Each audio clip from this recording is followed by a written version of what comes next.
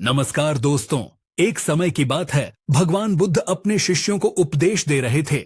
तब उनके किसी शिष्य ने उनसे यह 3 सवाल किए।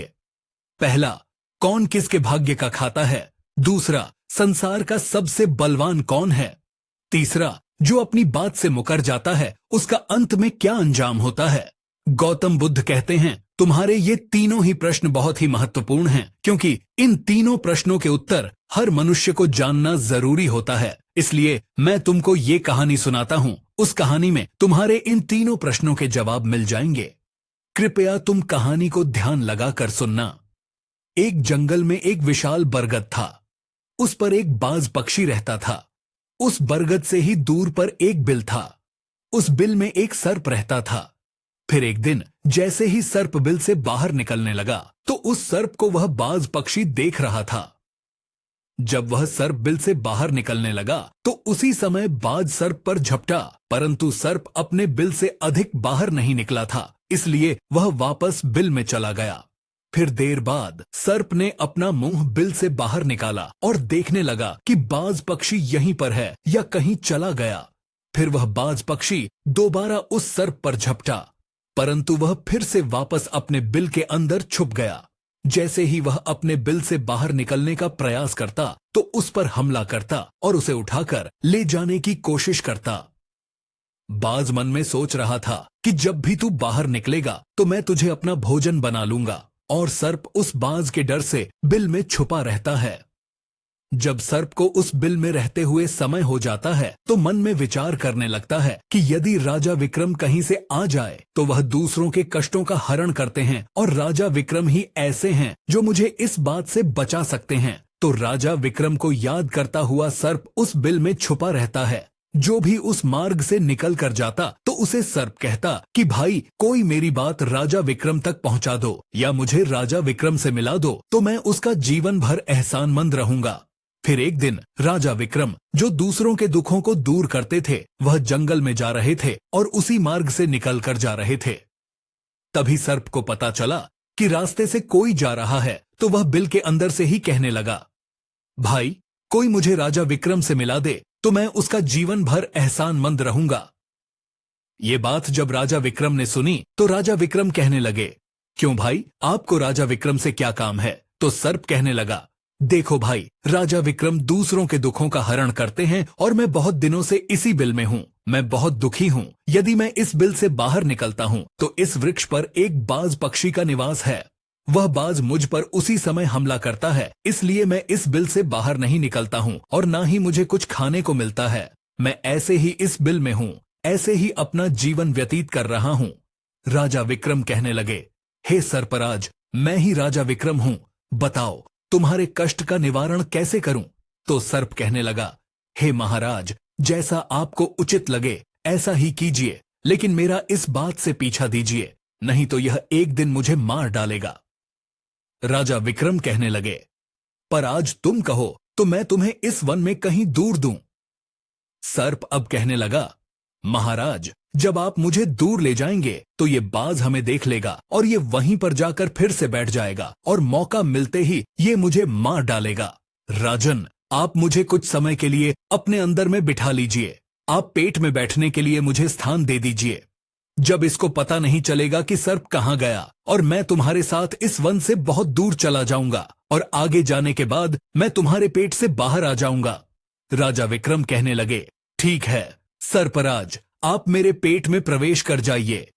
राजा विक्रम अपना मुंह खोल देते हैं और वह सर्प राजा विक्रम के पेट में प्रवेश कर जाता है और राजा विक्रम के पेट में जाकर बैठ जाता है। जब राजा विक्रम वन में आगे गए और दूर पहुंचने के बाद उनसे कहने लगे, हे नागराज, अब आप मेरे पेट से बाहर आ जाइए। अब ये सुनसान वन है, इसमें कोई आपको परेशान नहीं करेगा। ये बात सुनकर नागराज कहने लगा, नहीं महाराज, अब मैं आपके पेट से बाहर निकलने वाला नहीं हूं। राजा विक्रम ने कहा, क्यों भाई, आपने तो मुझसे ये वादा किया था कि आप मुझे आगे सुनसान वन में देंगे, मैं आपके पेट से बाहर निकल जाऊंगा। अब क्या हुआ, सुनसान वन आ गया, अब आप बाहर निकलिए। दीनंकाय, सर्प कहने लगा, देखो महाराज, जैसा रहने का आनंद आपके पेट में है वैसा उस बिल में नहीं मिलता। अब मैं तुम्हारे पेट से कभी बाहर नहीं निकलूंगा। राजा विक्रम मन में सोचने लगे कि यह तो दुष्ट सर्प है, अब मैं क्या करूं? और उसके जहर के प्रभाव से महाराज विक्रम का पूरा शरीर से कोट फूटने लगा। महाराज विक्रम के शरीर से कोट निकल आया। राजा विक्रम मन में सोचने लगे कि अब मैं यदि राजधानी को वापस जाऊंगा तो ये अभी संभव नहीं है, क्योंकि मैं इस वक्त हो गया हूं और मुझे इसी वन में रहकर इस नागराज से भी छुटकारा पाना है। ये सोचकर महाराज विक्रम एक पेड़ के नीचे बनाकर सो जाते हैं। उनके शरीर से कोट टपकने लगा और बदबू आने लगी, जो कि सर्प का था। सर्प कुंडली मारकर राजा विक्रम के पेट में बैठा हुआ था। राजा विक्रम उस वन में हुई एक की हालत में हैं। अब इधर उसी समय एक प्रसिद्ध जनपद था श्रावस्ती, और श्रावस्ती नगरी के महाराजा थे ताम्रध्वज। महाराज ताम्रध्वज की 3 बेटियां थीं और राजा ताम्रध्वज अहंकारी और अभिमानी राजा था। फिर एक दिन उसने अपनी तीनों बेटियों से पूछा, बताओ बेटियों, तुम किसके भाग्य का खाती हो? फिर उनमें से 2 बेटियां तो राजा के डर से कहती हैं कि पिताजी, हम तो आपके भाग्य का ही खाते हैं। परंतु उनमें से राजा की एक चित्रलेखा नामक बेटी थी। वह चित्रलेखा अपने पिता ताम्रध्वज से कहती है, नहीं पिताजी, मैं किसी के भाग्य का नहीं खाती हूं, मैं तो केवल अपने ही भाग्य का खाती हूं। उस बेटी की बात सुनकर राजा को बहुत क्रोध आया और राजा ने उसी समय नाई और ब्राह्मण को बुलाया और नाई और ब्राह्मण से कहने लगा, इन दोनों बेटियों का रिश्ता तो आप किसी राजा के यहां करके आइए, और जो ये वाली बेटी है इसका रिश्ता किसी कलंक की या जिसके हाथ पैर नहीं हो उसके साथ करके आइए। फिर राजा का आदेश मिलते ही नाई और ब्राह्मण उन तीनों बहनों का रिश्ता करने के लिए चल देते हैं। उन्होंने राजा की दोनों छोटी बेटियों का रिश्ता तो राजवंशों में कर दिया, परंतु तीसरी बेटी के लिए वर ढूंढते ढूंढते हुए उसी वंश से निकाल कर जा रहे थे जिस वन में राजा विक्रम अपनी स्थिति में हुए थे। उनके शरीर से बह रहा था तो राजा विक्रम को देखकर नाई और ब्राह्मण आपस में कहने लगे कि इससे अच्छा तो कोई व्यक्ति हमें नहीं मिलेगा, इसलिए इसके साथ ही राजा की का संबंध करके चलते हैं। फिर राजा विक्रम के साथ नाई और ब्राह्मण ने राजा ताम्रध्वज की चित्रलेखा का विवाह तय कर दिया, और राजा ने भी बहुत जल्दी ही चित्रलेखा को उस वन में ले जाकर कि वहीं उस राजा विक्रम के साथ उसका विवाह संपन्न कर दिया। राजा विक्रम जैसे महापराक्रमी राजा समय की चपेट में आ गए और एक का जीवन गुजार कर रहे थे। वह पतिव्रता थी। वह अपने पति राजा विक्रम की सेवा करती थी, और वह दोनों छोटी बहनें जो थीं, वह राजाओं के घर में गईं तो वह तो आराम की जिंदगी जी रही थीं, लेकिन चित्रलेखा राजा विक्रम के साथ दुखी जीवन काट रही थी। कहते हैं, जो अपने नियम और सिद्धांतों पर रहता है और जो धर्म का पालन करता है, ईश्वर हमेशा उसे सुखी रखना ही पसंद करता है। भगवान उसे हमेशा आनंद प्रदान करता है। इसलिए जब उसमें रहते रहते चित्रलेखा को राजा विक्रम के साथ बहुत दिन बीत जाते हैं तो उसके पास एक पीपल का वृक्ष था और उस वृक्ष के नीचे एक दूसरा सर्प का बिल था। तो एक दिन विक्रम सो रहे थे और रात का समय था और चित्रलेखा महाराज विक्रम की सेवा कर रही थी। उसी समय उस बिल से एक सर्प बाहर निकलता है और बाहर निकलकर जो राजा विक्रम के पेट में सर्प था उस सर्प से कहने लगता है, अरे दुष्ट, अपने वचन से मुकर गया। तूने तो महाराज विक्रम से कहा था कि मैं दूर वन में जाकर तुम्हारे पीठ से बाहर निकल जाऊंगा, और तू तो ऐसे परोपकारी राजा के पीठ में जाकर के बैठ गया। तुम्हारे कारण राजा के पूरे शरीर से कोट निकल आया। अरे तुझे शर्म नहीं आई कि तूने कितना गलत काम किया है? क्योंकि इतने समय में राजा विक्रम ना जाने कितने ही जीवों का दुख दूर करते थे। वह आगे कहता है, यदि कोई सुन रहा हो तो मैं तेरे मरने का उपाय बताता हूँ। यदि कोई गंगा जल ला करके इस राजा को पिला दे तो तेरे उसी समय शो हो जाएंगे और मल के रास्ते से बाहर निकल जाएगा। अब राजा के पेट के अंदर बैठा हुआ जो सर्प था वह दूसरे सर्प से कहने लगा, तेरे जैसा भी मैंने कभी नहीं देखा। धन के खजाने पर कुंडली मार कर बैठा है। यदि यह धन मानव समुदाय के कल्याण के लिए लगाया जाता तो इससे न जाने कितने मानवों का भला होता। मैं भी तेरे मरने का उपाय बताता हूं। यदि कोई पीपल का तेल गर्म करके तेरे बिल में डाल दे तो उसी समय तू नष्ट हो जाएगा और इस बिल वाले स्थान की खुदाई करेगा तो यहां पर अपार धन संपत्ति निकलेगी। उस बात को चित्रलेखा ध्यान से सुन रही थी। चित्रलेखा ने मन में विचार किया, यह राजा विक्रम है और इनके पेट में एक सर्प बैठा हुआ है, इस कारण महाराज के शरीर से निकल रहा है। तो वह बेचारी चित्रलेखा एक अर्षि के आश्रम पर पहुंचती है और उन अर्षि से अनुरोध करती है कि महात्मा, मुझे एक गिलास गंगा जल की आवश्यकता है। ऋषि ने कहा, बेटी तुम कौन हो और गंगा जल का क्या करोगी? तो वह चित्रलेखा कहने लगी, हे मुनिवर, मैं राजा ताम्रध्वज की बेटी चित्रलेखा हूं और मेरे पति के लिए मुझे दवा के रूप में गंगा जल चाहिए। उस ऋषि ने उसे एक गिलास गंगा जल दे दिया।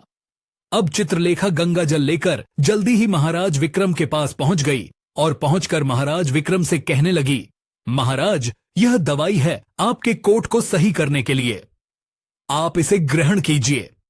राजा विक्रम ने उस गंगा जल को पी लिया और जैसे ही राजा विक्रम ने उस गंगा जल का पान किया तो उस सर्प के उसी समय 100 हो गए। जो पेट में था वह सर्प नष्ट हो गया। वह धीरे धीरे राजा के शरीर से मल के रास्ते से बाहर निकल आया। अब तो राजा का कोट धीरे धीरे सही होने लगा और कुछ ही दिनों में राजा का कोट बिल्कुल सही हो गया। राजा का पूरा उपचार हो गया। राजा पहले की तरह स्वस्थ हो गए। अब राजा विक्रम से चित्रलेखा कहने लगी, हे महाराज, मैं एक स्त्री हूं, इस शहर में नहीं जा सकती हूं। आप शहर में जाइए और एक पीपल का तेल लेकर आ जाए। राजा विक्रम कहने लगे, चित्रलेखा, उस तेल का तुम क्या करोगी? चित्रलेखा ने कहा, महाराज, आप पहले तेल का पीपा लेकर आइए, फिर मैं आपको बताऊंगी। फिर चित्रलेखा की बात सुनकर राजा विक्रम बाजार में जाते हैं और वहां से एक पीपल का तेल लेकर आते हैं।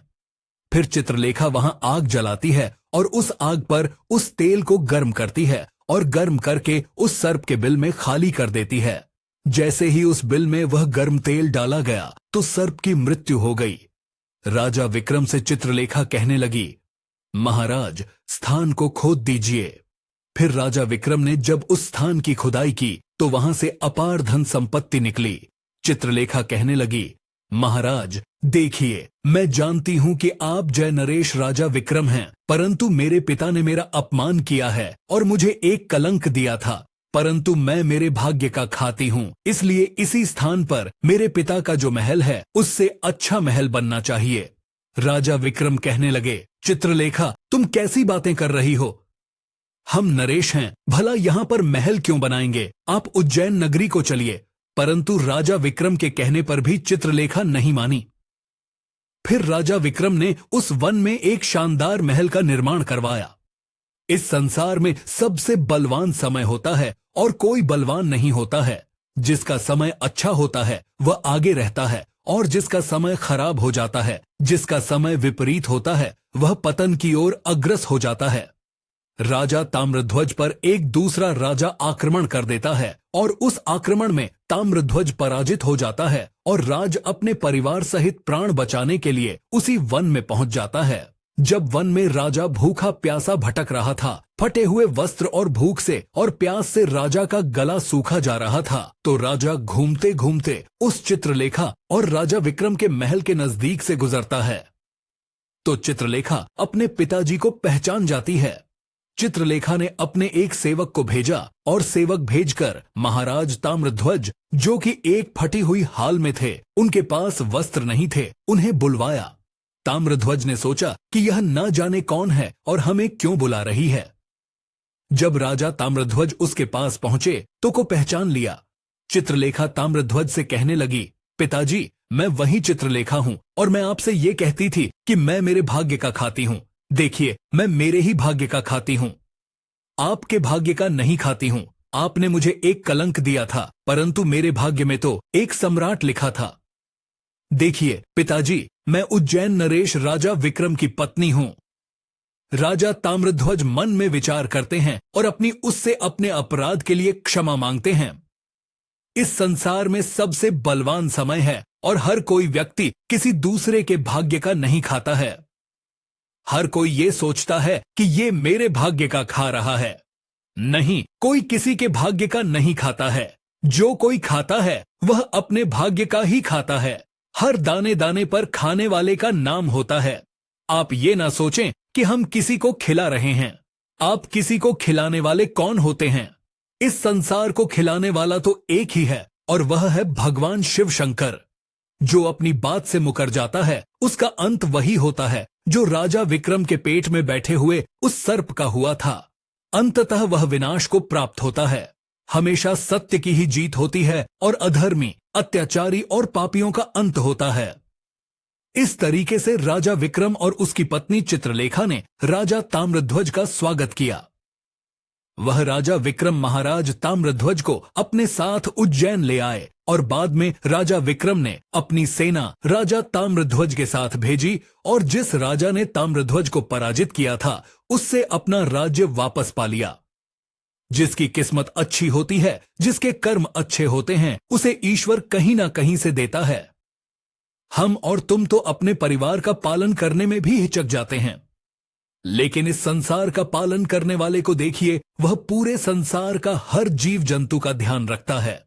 अगर वीडियो पसंद आया हो तो वीडियो को लाइक करें और हमारे चैनल इंस्पायर IQ को सब्सक्राइब करें और अपने दोस्तों के साथ शेयर करें। धन्यवाद और कमेंट करके बताएं वीडियो कैसी लगी। हमें आपके सपोर्ट की बहुत आवश्यकता है। धन्यवाद।